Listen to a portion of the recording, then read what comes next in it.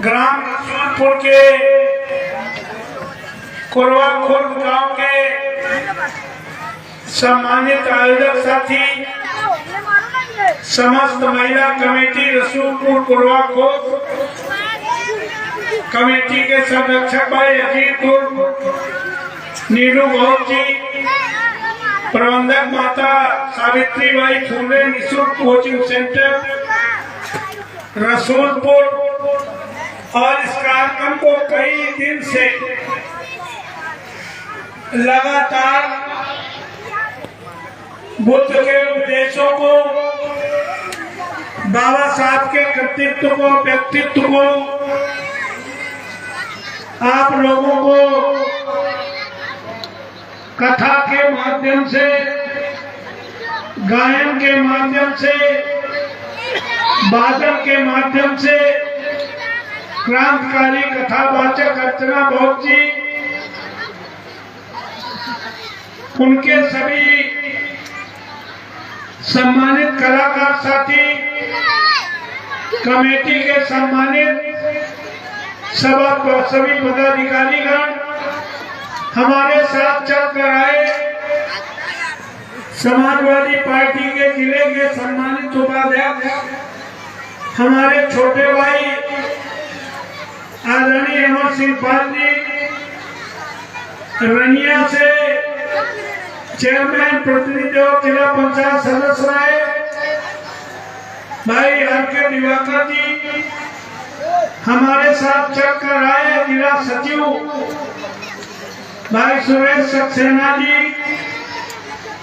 हमारे क्रांतिकारी साथी आदरणीय सुभाष संखवार जी, हमारे साथ चलकर आए मन प्यारे वाल्मीकि जी,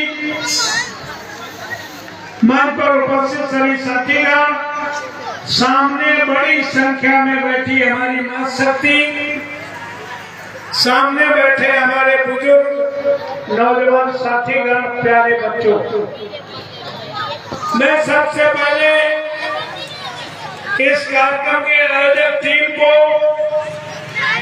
इस कार्यक्रम के आयोजन के लिए और हमें यहाँ बुलाकर कुछ कहने का अवसर दिया है, मैं पूरी आयोजन टीम को, यहाँ के सभी लोगों का इस मंच के माध्यम से हार्दिक स्वागत करता हूँ, वंदन करता हूँ, अभिनंदन करता हूँ। और कुछ कहने से पहले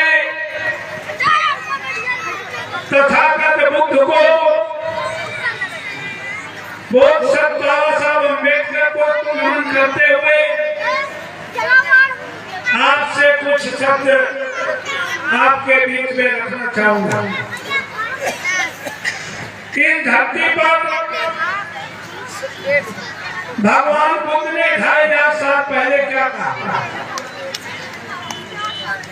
उन्होंने कहा सर्वे भव सुखिनः सर्वे सन्तु निरामया सर्वे भद्राणि पश्यन्ति मा कश्चित् दुःखभाग् भवेत्। कौन दुखी न रहे?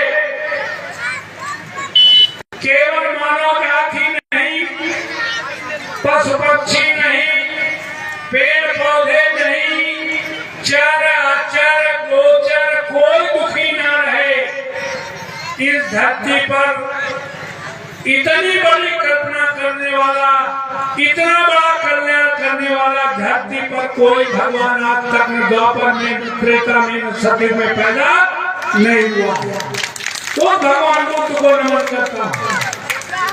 और जो भगवान बुद्ध करना चाहते थे,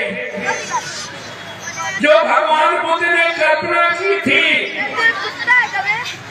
उसको अगर इस धरती पर अक्षरशः किसी ने संविधान के माध्यम से भारत के किसी भी जात धर्म में पैदा हुए व्यक्ति को एक वोट का राइट देकर प्रधान से लेकर प्रधानमंत्री बनने और बनाने का जो अधिकार दिया है, इससे बड़ा धरती पर किसी भी महामानव, किसी भगवान ने अधिकार देने का काम नहीं किया। अगर इस देश में डॉक्टर अम्बेडकर नहीं पैदा हुए होते तो राजा रामपाल यहाँ से 2 बार MP बन चुके हैं, मेरे बन चुके हैं, बहन जी 4 बार मुख्यमंत्री बन चुकी हैं, मोदी जी तिवारा प्रधानमंत्री बने हैं, इंदिरा जी इस देश की प्रधानमंत्री बन चुकी हैं। एमपी एमएलए प्रधानमंत्री बनना, मंत्री बनना तो दूर, अगर इस देश में डॉक्टर अंबेडकर नहीं पैदा हुए होते तो हम प्रधान बनने का सपना नहीं देख सकते। अब लोगों के चैन में एक बात होती है कि ऐसा बाबा साहब अंबेडकर ने क्या किया कि अगर बाबा साहब नहीं पैदा हुए होते तो हम प्रधान बनने का सपना नहीं देख सकते। अंग्रेज जब इस देश में जाने वाले थे, बाबा साहब संविधान लिख रहे थे, तो अंग्रेजों की एक टीम आई, उन्होंने सर्वे कराया कि हम इस देश को तो छोड़ देंगे, आजादी दे देंगे, लेकिन पता करो इनकी सोच कितनी बड़ी है, इस देश को चलाएंगे कैसे। तो तथाकथित अंग्रेजों की टीम गांधी के पास, वाल्मीकि के पास, नेहरू के पास, तमाम लोगों के पास गई। जैसे आज के टाइम में 75 साल आजादी के बाद भी अगर कोई टीम गठित हो तो किनके पास जाएगी? भाई 85% के पास नहीं जाएगी, पहले उनके बंदा वालों के पास। वैसे उस समय में अंग्रेजों की टीम होशियार लोगों के पास गई। जब वो टीम गई, वो तो समय के पाबंद थे, कोई नहा रहा था, कोई खाना खा रहा था, कोई आराम कर रहा था। 12 बजे रात बाबा साहब अंबेडकर के पास लास्ट में वो टीम गई। बाबा साहब संविधान लिख रहे थे, अंग्रेजों की टीम ने कहा गांधी सो रहा है, वाल्मीकि सो रहा है, नेहरू सो रहा है, आजाद सो रहा है, आप जग रहे हैं। हमने महिलाओं में एक कमी देखी है, अगर गलती से एक महिला खड़ी हो जाए और चल दे तो दुनिया की कोई ताकत पूरी महिलाओं को बैठा नहीं सकता। तो बाबा साहब अम्बेडकर से अंग्रेजों की टीम ने कहा कि सब सो रहे हैं, आप क्यों जग रहे हैं? जो बाबा साहब ने जवाब दिया, बाबा साहब ने कहा गांधी, नेहरू, वाल्मीकि इसलिए सो रहे हैं कि उनका समाज जग रहा है, हम इसलिए जग रहे हैं कि हमारा समाज सो रहा है। अंग्रेजों के दिमाग में असर हुआ कि एक आदमी पूरे समाज को जगाने के लिए संकल्प है तो निश्चित तौर पर एक न एक दिन ये देश जग जाएगा, और जग जाएगा तो हमें छोड़ के देना पड़ेगा। इतना बड़ा माइंड हिट किसी भी क्रांतिकारी ने अंग्रेजों में नहीं किया होगा जितना बाबा साहब अम्बेडकर ने एक बात कह करके हिट करने का काम किया। जब देश आजाद हो गया, बाबा साहब तो डबल वोट देना चाहते थे, लेकिन पूना बैंक में हमें 1 वोट का राइट मिला। बाबा साहब चाहते थे कि दलित समाज जो राजनीतिक कॉन्स्टिट्यूंसी होंगी उनमें दलित समाज, केवल दलित समाज को वोट करे, ओबीसी और अपर कास्ट के लोगों को उसके वोट की दरकार ना हो। अगर ये काम हो जाता तो बाबा साहब की सोच थी कि अगर ये काम हो गया तो कोई नेता हमारे समाज का पिछड़कू नहीं बनेगा, किसी के इशारे पे नाचने का काम। लेकिन वो वोट का राइट जब छिना और 1 वोट का अधिकार रानी और महात्मा रानी के वोट की कीमत बराबर कर पाए तो बाबा साहब सबसे ज्यादा प्रसन्न नजर आए। क्यों प्रसन्न नजर आए? उनका रसोइया कहता है, बाबा साहब की किताब में लिखा है कि पूरी जिंदगी बाबा साहब संघर्षों में बीती और जिस दिन उन्होंने झगड़ा करके वोट का अधिकार रानी और महात्मा रानी के वोट की कीमत बराबर कर पाए थे, उस दिन बाबा साहब अम्बेडकर सबसे ज्यादा प्रसन्न नजर आए थे। क्यों प्रसन्न नजर आए थे? बाबा साहब के सामने 3 शर्तें रखी गई। अंग्रेजों ने उनसे सवाल किया था यहाँ के लोगों से कि हमने 250 वर्ष राज इसलिए किया कि हम काबिल थे, तुम नाकाबिल हो। तो यहाँ के लोगों ने कहा हम कम काबिल सही, अपने देश हित में अपना संविधान बनाकर हम देश को चलाने का काम कर लेंगे। तो बाबा साहब अम्बेडकर ने जब संविधान रचित किया, वोट का राइट देने की बात आई, तब लोगों ने कहा कि हमारे सामने सबसे बड़ी चुनौती काबिलियत की है। अंग्रेज काबिल थे इसलिए 250 वर्ष राज करे, तो अब हमारे सामने देश चलाने के लिए काबिल लोग वोट डालें, काबिल लोग नेता बने। तो काबिल की कैटेगरी तय हो जाए, नियम तय हो जाए। तो पहली शर्त इनकी थी कि वोट देने का अधिकार उनको हो जो BA पास हो। अभी इस भीड़ में अगर हम हाथ उठवाएं नीचे बैठे लोगों में, 75 साल संविधान के बाद भी अभी BA पास वाले क्या दुक्का होंगे। बाबा साहब ने कहा हमारे समाज को तो पढ़ने का अधिकार नहीं है, अगर ये नियम पास हो जाएगा तो हमारा समाज फिर वोट से वंचित हो जाएगा, और वोट से वंचित हो जाएगा तो प्रधान बनने का सपना भी नहीं देख पाएगा। बाबा साहब ने कहा मैं आपकी बात नहीं मानेंगी, वोट का राइट सबको बराबर होगा, चाहे BA पास हो चाहे अंगूठा छाप। पहली शर्त लगाने के बाद दूसरी शर्त रखी थी वोट देने का अधिकार उनको हो जो मिल मालिक हो, फैक्ट्री मालिक हो।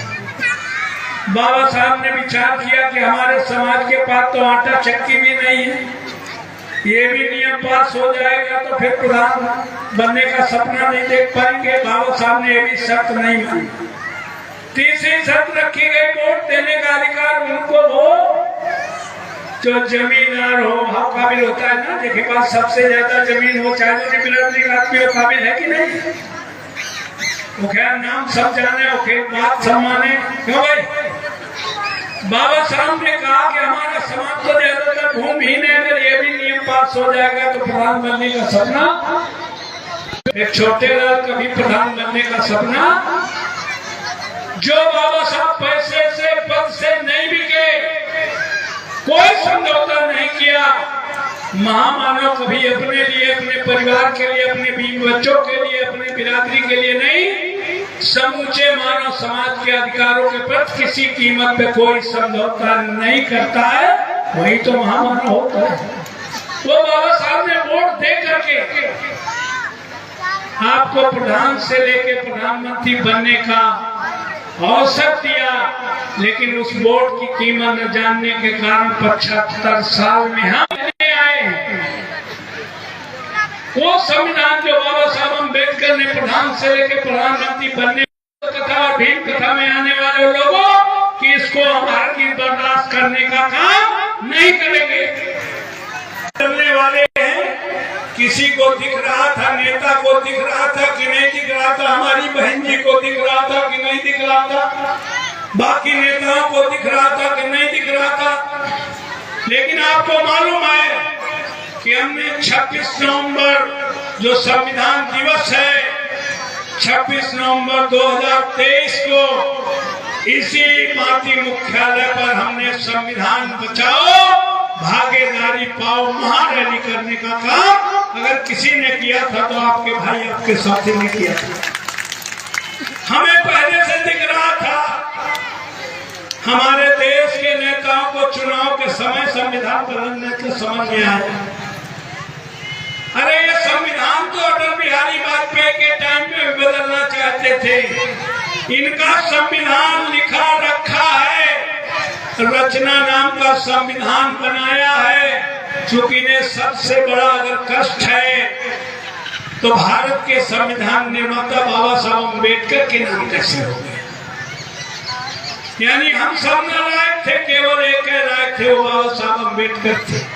ये बात उन्हें बहुत खटकती है।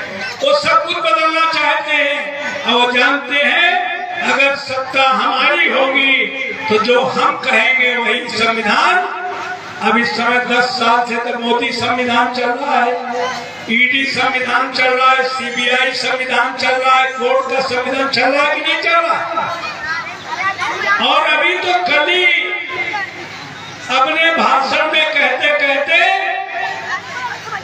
हमारे देश के सम्मानित गृह मंत्री अमित शाह झल्ला पड़े, बाबा साहब अम्बेडकर, बाबा साहब अम्बेडकर, बाबा साहब अम्बेडकर। इतना कर रहे हो, अगर इतना भगवान का नाम लेते तो तब जाते। तो मैं आदरणीय अमित शाह से कहना चाहता हूँ, तुम्हें निश्चित तौर पर करने की जल्दी है, हमें तो संविधान में चलने की जल्दी है।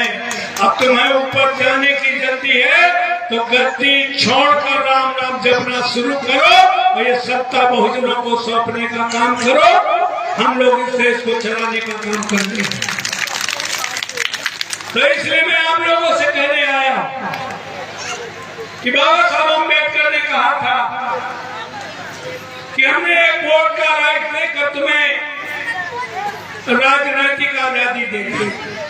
अगर देश में की सबसे बड़ी कुर्सी पर आज की तारीख में दलित महिला राष्ट्रपति बनी है तो संविधान की देन है।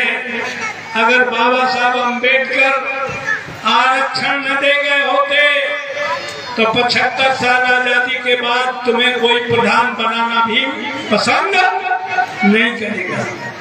इसलिए हमें संविधान की जरूरत है।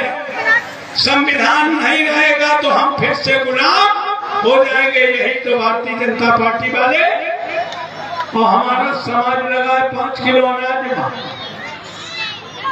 हमारा समाज लगा है हिंदू मुस्लिम में, हमारा समाज लगा है गणेश पूजा में, हमारा समाज लगा है दुर्गा पूजा में, हमारा समाज लगा है कांवड़ ढोने में। उनके लड़के विदेश में पढ़ रहे, हमारे लड़के कांवड़ ढोने। इसलिए मैं आपसे निवेदन करने आया हूँ। बाबा साहब अम्बेडकर ने कहा था हमने राजनीतिक आजादी दे दी, प्रधान से लेकर प्रधानमंत्री बन जाओगे, ये राजनीतिक आजादी है। हमने संविधान के जरिए सामाजिक आजादी दे दी, अब छुआछूत कम हुआ है।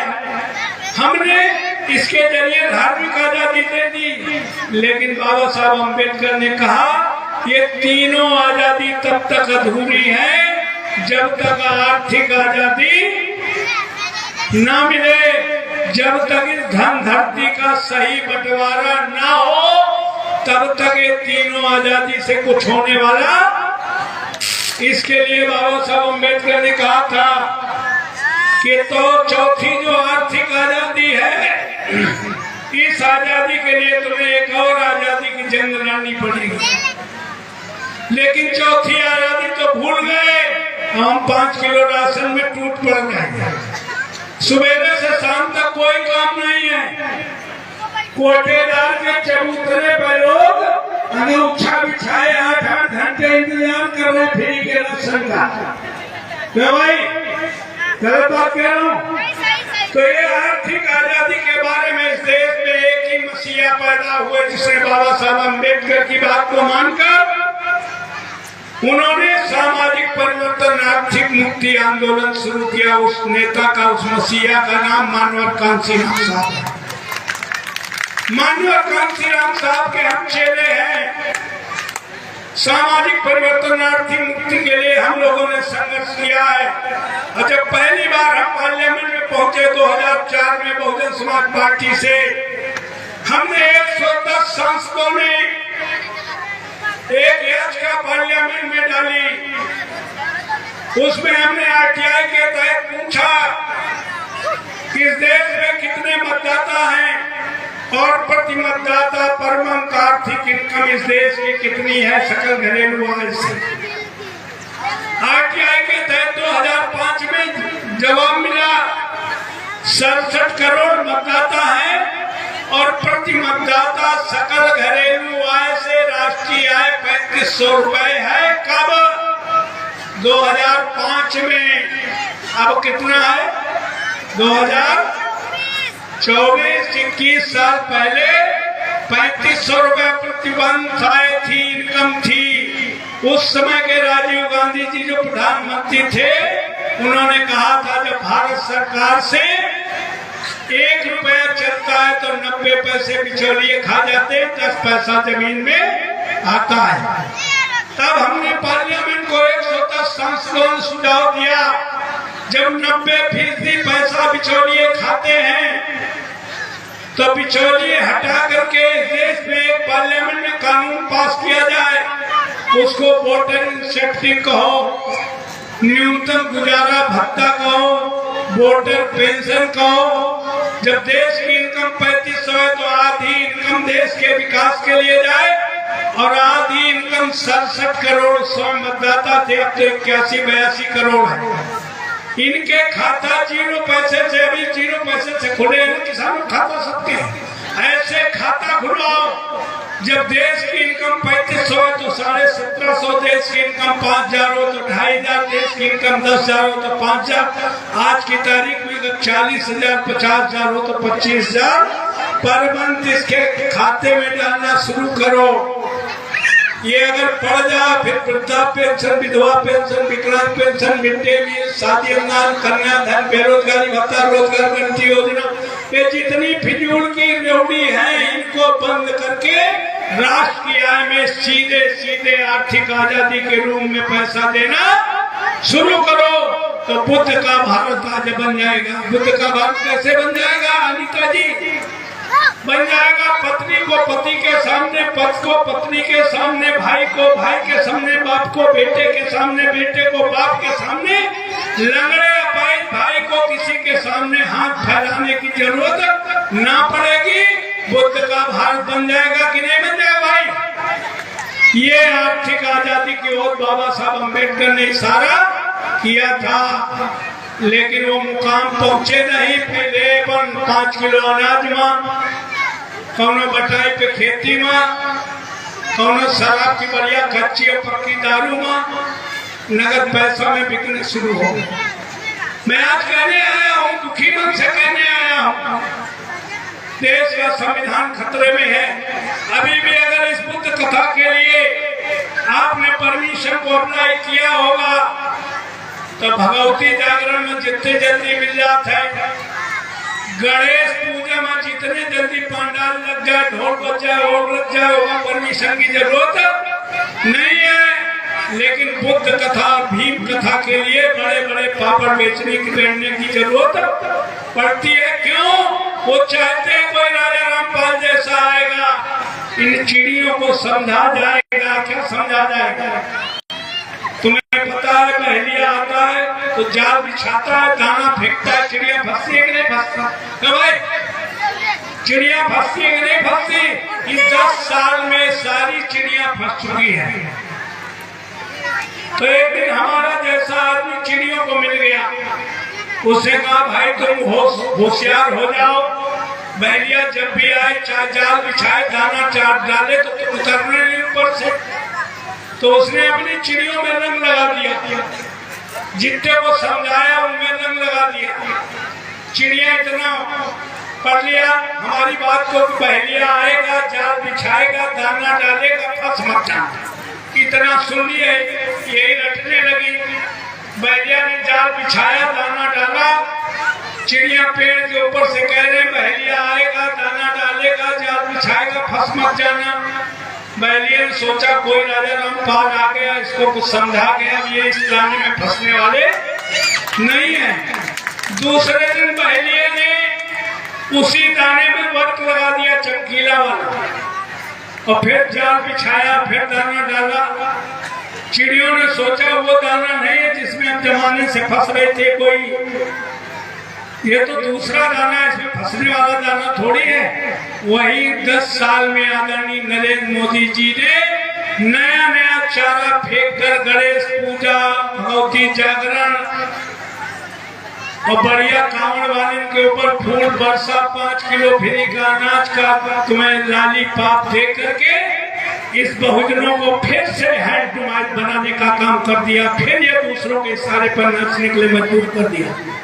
इसलिए हम बताने आए हैं कि ऐसे कार्यक्रम करने आवश्यक हैं, लेकिन पल्लर झाड़ कहानी सुनने की जरूरत नहीं है, बटने की जरूरत नहीं है। सबसे बड़ा संकट हमारे सामने है कि इस देश के संविधान को बचाने की जरूरत है। इसके लिए हमें बटना नहीं, एकजुट होना है। ये मत समझना कि राजा रामपाल कहेंगे कि हमारे को वोट दे दो तो हम बचा लेंगे। तुम्हें जो दिख रहा हो, अगर जो डर रहा हो, बचा नहीं पाएगा। जिसकी हैसियत हो, आप बटना नहीं, इन सांप्रदायिक ताकतों को भगाने के लिए एकजुट होकर के आप लोगों को खड़े होकर बाबा साहब अम्बेडकर के संविधान बचाने का संकल्प लेके जाना है। तो मैं पुनः कहना चाहता हूँ आप लोगों से, मैं तो आपका था, आपका हूँ, आपका रहूंगा। क्योंकि मेरी जिंदगी का मकसद उन करोड़ों लोगों के लिए जिंदा रहना है जिनका कोई देखने और सुनने वाला नहीं। हमने पूरे साथ जीवन में कभी आने वाले का नाम, उसकी जात, उसका धर्म, उसका धर्म, उसका क्षेत्र कभी नहीं पूछा था। हम आने वाले का केवल काम पूछते हैं। साथ जीवन में लोगों को जात, धर्म, क्षेत्र नजर आता है। हमारे इस कंप्यूटर में गड़बड़ है, मैं सारे भाई, सारे इंसान नजर आते हैं। 25-30 साल की राजनीति में कोई करोड़पति, अरबपति, लखपति हम पर भरोसा करता है कि नहीं करता, मैं नहीं जानता। लेकिन हमने 25-30 साल में समाज के उस आखिरी व्यक्ति को भरोसा पैदा करा दिया है, जिसके पैरों में चप्पल ना हो, शरीर में कपड़ा ना हो, पेट में भोजन ना हो, हमारे पास आने तक के पैसे ना, अपनी समस्या कहने के शब्द ना हो।